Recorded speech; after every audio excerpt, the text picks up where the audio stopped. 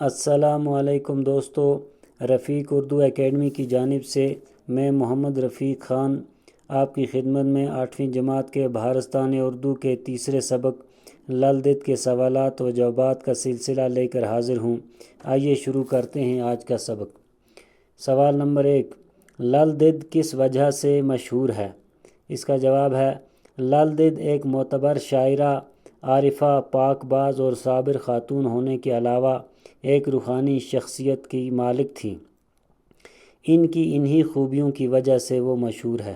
سوال نمبر 2، لل دد کے زمانے میں کون بزرگ حضرات گزرے ہیں؟ اس کا جواب ہے لل دد کے زمانے میں 2 بڑے بزرگ حضرات گزرے ہیں۔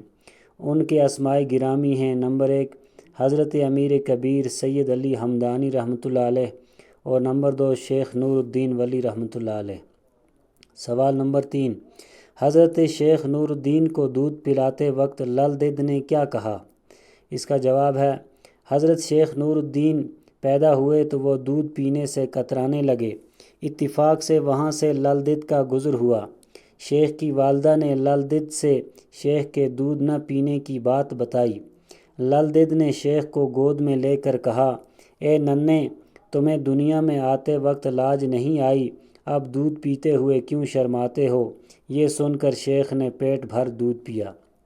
سوال نمبر 4، لل دد کے واقعوں میں کن باتوں کی تلقین کی گئی ہے؟ تو اس کا جواب ہے لل دد کے واقعوں میں نیکی، پرہیزگاری اور صبر و تحمل کی تلقین کی گئی ہے۔ اس کے علاوہ دنیا کی ناپائیداری کی طرف بھی دھیان دلایا گیا ہے۔ یہ بات سمجھائی گئی ہے کہ ذات پات اور اونچ نیچ کے بندھن غیر فطری ہیں۔ انسان کو چاہیے کہ وہ ان بندھنوں کو توڑ ڈالے اور اعلیٰ انسانی اور اخلاقی قدروں کو اپنائے۔